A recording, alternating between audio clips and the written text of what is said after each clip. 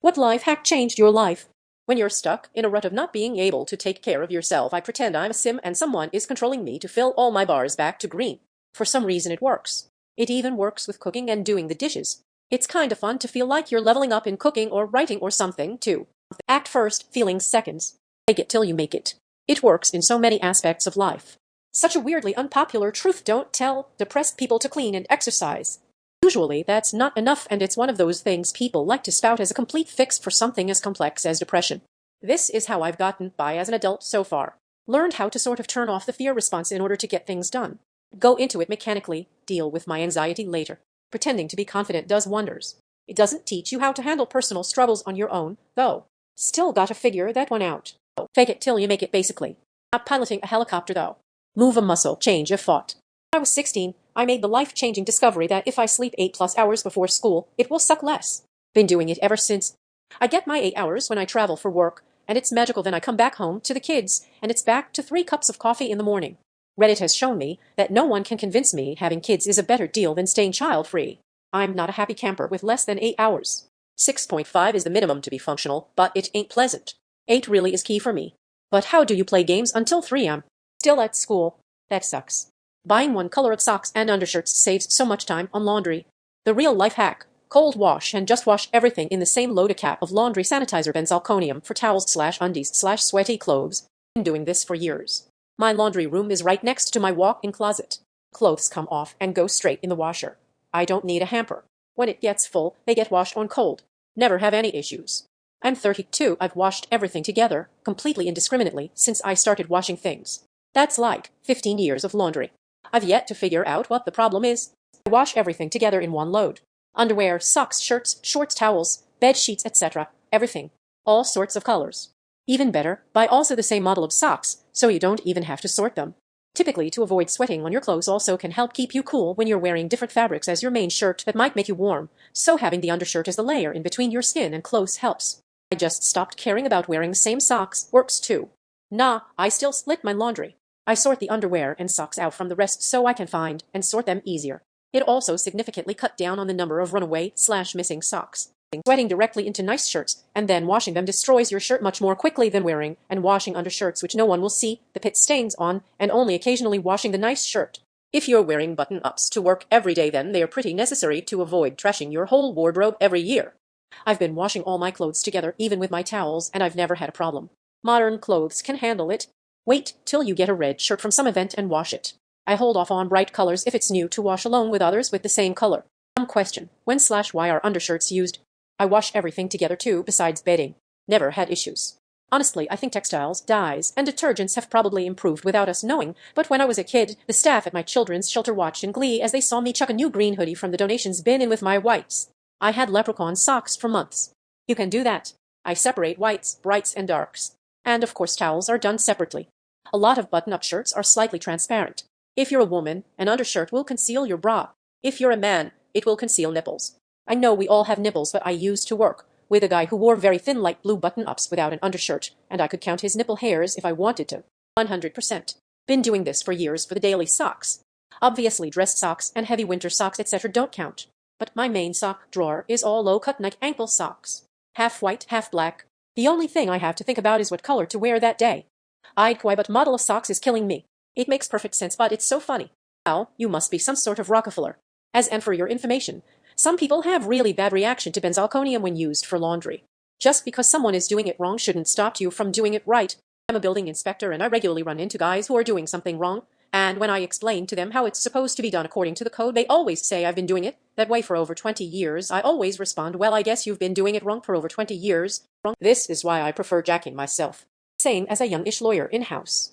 And we're breaking the law. Well, I've been in this role for 10 years, and we've always done it this way. How did we get to this point? I work with steel, and I'm not always in the dangerous part of the warehouse. I tell people I'm not taking pictures of unsafe work areas to snitch. It's to save them. Then I find gory-ass videos of preventable workplace deaths, and they back off on giving me stick pretty fast. Frank, I've been cooking flapjacks for over 30 years. Well, Peggy, it's never too late to learn how to do it right. I've been doing it that way for over 20 years. I always come back with, did anyone ever see you do this besides me? 90% of the time, it's a no, or I showed someone who doesn't know this. When the other person doing the jacking gets it right, oh my, so good. Why, I carry my trash with me to throw it away. Also, just because it's not your fault doesn't mean it's not your responsibility. Exercise. Oddly enough, this gets a lot of crap on Reddit sometimes, but it is an excellent depression treatment.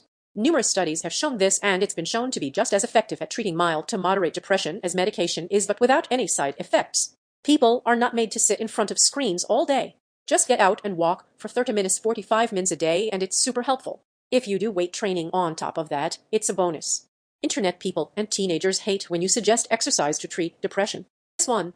Moderate exercise also helped me quit drinking and nicotine, which has further improved my mental health. It's like a downward spiral, but upward, which is very weird when you consider how obsessed Reddit can be with anything that is remotely empirically proven. No matter if it flies in the face of all common sense, Reddit will still insist that it's been empirically proven that green is the best color or something. When it comes to exercise treating depression, they are like, no, I've never tried it, so I know it won't work. Exercise has also been shown to significantly increase longevity and the quality of that longevity more so than even diet or even sleep. This applies both to cardio and strength training. And upward spiral. I went through a bad phase of depression and alcoholism after I got out of the army. Gained a ton of weight, went through a divorce, and just quit caring about my body. Therapy mixed with exercise pulled me right out of it. Lost a bunch of weight, which boosted my confidence and allowed me to fit back into old clothes I loved.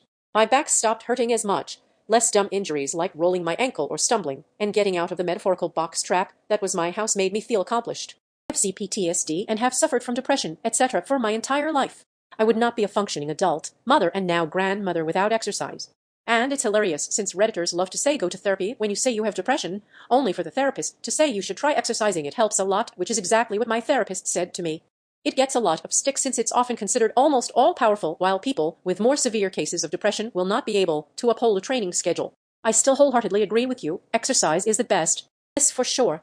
I'm not depressed or anything, but doing exercise such as dancing daily and going on walks has massively boosted my mood and focus. Party. This is super basic, but preparing my kids' lunches and outfits in the evenings for the next day has massively reduced my morning stress level. Setting out my next day's clothes at night is so great. Even if I wake up fresh as a daisy or groggy, I don't have to make a decision. It's already made. Setting up my coffee with a timer in the evening is a big one for me. I'm enough of a non-morning person that I can't make coffee before having a coffee. My daughter selects her outfits weekly. I can't get her to do her lunches the night before, though. I definitely like to have lunches sorted the night before and the coffee pot all set up as well. I go even further. I lay my clothes out on the stairs. Underwear on the top step, then socks on the step below, then pants, then shoes. And then I just slide down the stairs on my butt in the morning. /s. I love smelling fresh coffee before I get out of bed in the morning. It helps so much. Yes, see, I'm merely their assistant, so I run my choices by then before they go to sleep so that the matter is already settled. If they change their minds in the morning, which is not unheard of, then they are on their own. I do this while cooking, just waiting for the oven to warm, pan to heat up, microwave to finish. In 2 to 3 minutes I can have my lunch for the next day 90% prepared. Wait, I thought everyone did this. I've been doing it all my life. It's my default setting loudly. I tried this, but then my kid decided on different clothes instead most mornings. Even just thinking about what I will wear the next day saves me so much indecision in the morning. Express gratitude instead of remorse whenever possible. People enjoy gratitude and generally don't know what to do with remorse and kind of feel like they are now responsible for making you feel better. I.e., don't say sorry I'm late. Say thanks for your patience. Don't say sorry for bothering you. Say thanks for your time. Thank you that your grandma died. Same sleep schedule every day no matter if I work or not. I fall asleep right away and get better sleep from it.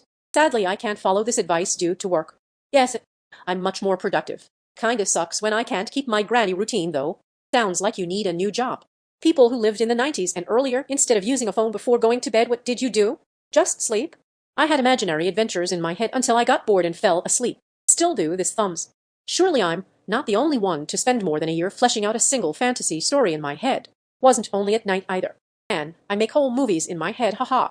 It's great. Did you ever pick a topic/starting point earlier in the day and get excited for imagination time later that night? Been doing the same adventure for 28 years. It's a never-ending story and the best way to get to sleep.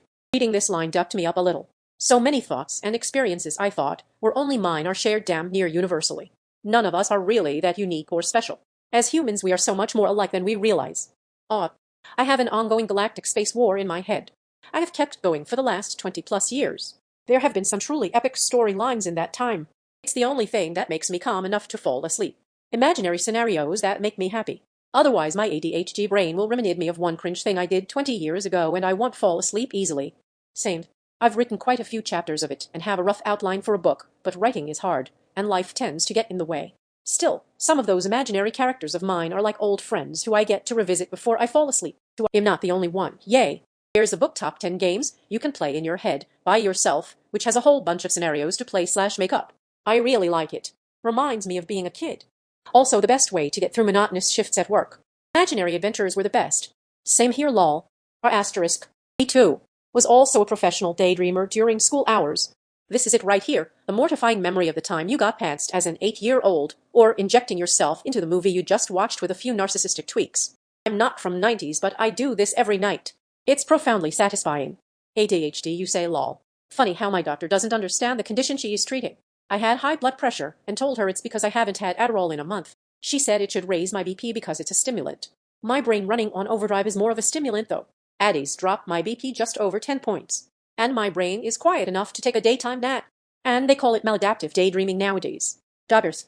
I love hearing about people's paracosms. Do you imagine yourself as the same person the entire time? First person or third person perspective? Do you and the world change and grow? Does time pass in real time or at a different rate? Sorry if that's a lot of questions. I just always find it fascinating to hear about the entire worlds that can rise and fall within one person's mind just for the fun of creating and experiencing through imagination. Oh my god, I thought I was the only one. I make sequels to films I love in my head and refine them each night. I guess they are not too exciting because they send me to sleep super quick. I basically have an entire novel series in my head that I've been debating trying to actually write lol. I am so glad to see I am not the only one that does this. I started doing it in my teenage years to stop myself from thinking dark thoughts about what will happen when my parents die, etc. I have been using almost the same plot every night, where I am a character in the X-Men series. Anytime a new movie comes out, it gives me new ideas or scenes to add. I usually never get past the first act of my imaginary movie as I am right asleep. I can fall asleep anytime, anywhere with this. I find it's the only way to go to sleep even with my phone. And a way to get myself not to use my phone. I will plan my perfect day or a party or wedding reception in my head. 5 minutes in and I'm knocked out. At 43, I still do this. Not only are you not alone, there are people who neglect their entire real lives trying to play out that daydream www.npr.org/sections/health shots/2018/4/598,365,217/invisibilio when daydreaming gets in the way of real life. I only use my phone in bed to set my alarm. When I go to bed it's because I'm tired and want to sleep. If I can't sleep, I play a word game. Find a word form in 5 letters at differ and name every word you can for each letter. Word, apple, individual letters, P, L, E, words, Allen, almanacs, almond, Aztec, Asmodeus, atrophy, P words, pollen, pneumonia, plant, posthumous, E, etc. To turn around, look at what you see. Musical turn around. Musical. I still remember a storyline I made up in my head when I was young. Lamau, I always thought I was a weird kid, so this is interesting. Read a book, listened to the radio, finished the book. It is now 3 am. School starts at 8:30 am. I used to listen to the Star Wars soundtrack on audio cassette, but was awake enough that I'd get up to change it to side B and go back to bed. Aha. And that is the point where I'll get so little sleep anyway. Might as well just start the next one for a bit before I actually sleep. I remember flipping the tape. These kids with their infinite playlists don't even know. And then you really do fall asleep with about 11 minutes left until your alarm goes off. Good times. The radio for sure. I would search through AM stations trying to find something interesting. I came across this rock station, can't remember where they were from. Anyway, it was around midnight and they played a brand new System of Down song by UB. It really wasn't out on the FM stations in my area. I remember telling my friends about it, but that was it. I thought it was pretty cool that I heard it first. I developed a love of reading courtesy of Goosebumps. Thanks to Harry Potter, I grew up with a fucked-up sleep cycle that I may never recover from. We built this city. Same stayed up all night to read them over and over. It was so fun at the time, but now I still associate late night with my fun me-time stuff, which has led to a lot of insomnia. Oh, I got into Goosebumps when I was about 7 minutes 8. My aunt from the US came over to Australia to visit us, and she took me to this random little second-hand bookshop, and they had every single Goosebumps book, in order. I walked out of that shop the happiest 8-year-old in the country in need of an urgent trip to IKEA. I never found any AM radio stations playing music, but I would listen to Art Bell all night and get freaked out. I used to listen and then scramble to record my favorites on a cassette. I still remember finally getting Flagpole Sitta. I feel called out lol. The next words are oh stick it's 11:30. Yeah, my metric for closing the book is having to read a sentence 3 times and still not getting the content. During the summer I regularly read until 7 minutes 8 am, and would finally get too tired or realize I needed to put the book down when I could hear birds chirping. And then my dad would come in to wake me up and harass me for sleeping all day. Finished the just one more chapter. It's now sunny outside. That was me after every Wheel of Time book came out. Any teacher worth their salt will agree that consuming an entire novel in exchange for a groggy day at school is a good educational trade. My mother was strict on bedtimes but would pretend not to notice me staying up as long as I was reading. She tricked me into thinking I was rebellious. So books were just the old computer games. Watched TV. I still do this, and as if I'm stuck in the 90s. My wife's watching some X-Files on VHS right now on the old bulky tube TV. Let's face it, that warm glow from the old TV was something special. The fact they were dumb TVs and not smart TV and didn't have an auto shut off was cool, so at 4 you'd wake up to silence, the dawn just on the horizon, and the blue screen of the TV after the VHS tape was over. I'm watching X-Files right now on my Antenna TV. X-Files is so nostalgic it hurts. The sleep timer set. Yep, TV then sleep. Probably stayed up later waiting for a show to finish. Now if I tired the phone goes away. Yet then jerk awake when Enigma and Enia's music start playing because of the damn Pure Moods CD commercial. Nina writes, Dear Casey, I needed to tell you how much I love my boyfriend, Donald. He is my whole world and has made my life a wonderful dream. Read books and worried about simpler things winking. And when TV closed for the night, we just went to bed. Read. I read too. One day, I wished someone would just read me a story, and that's when I discovered audiobooks. I would borrow audiobooks on CD from the library, download them onto my computer, and then upload them onto my iPod. So many steps loudly. Reading under the covers with a torch so Mum wouldn't catch me. Pretty sure she knew since my torch batteries never ran out. I would read until I fell asleep as a kid. But if the book was really good, I wouldn't fall asleep. I would just read until I finished it. My parents wouldn't let me read after lights out. So I would pretend I was scared of the dark, so they would leave the hallway light on, and I could read in the dark. I'm listening to an old audiobook on Audible now. Was a little surprised when midway through it suddenly announced that this completes the end of the first CD. I recently switched to reading my Kindle before bed, and I fall asleep so fast now. It's a bad night if I manage to get 10 pages in.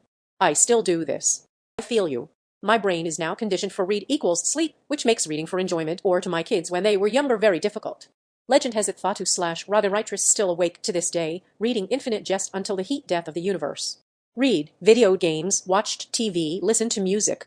We didn't have cell phones, so we didn't know any different. People always are shocked by how boring life is without the internet. There wasn't internet, so it was just life. Probably better that way too. I was never really bored though. Activities may have shifted, but contrary to popular belief, you can have fun in real life. Especially back then. Scrolling social media isn't exactly the most exciting thing to do. It's convenient and addictive, but that ain't the same as exciting and necessarily fun. Especially with how much more toxic folks are on the internet. It was absolutely better, IMO. I appreciate having so much information and content at my fingertips these days, but in large part with regards to happiness levels and living a balanced life it feels like a downgrade. I honestly think mental health was far better off globally in that world. Well, it was certainly talked about and paid attention to a lot less. My life would probably have been a lot better if there had been any concern about it, but I didn't even hear the words mental health until I was an adult. If you were weird like me, undiagnosed ASD, because they didn't diagnose it back then, they just put you on pills to make you a zombie. What is so fun about social media anyways? You're just scrolling through other people's experiences of them, having fun. I dunno. It was pretty special to watch the 8-year-old use voice search to find a T-Rex to draw on ArtHub, and he put it up on the TV screen so I could follow along. The things kids can do,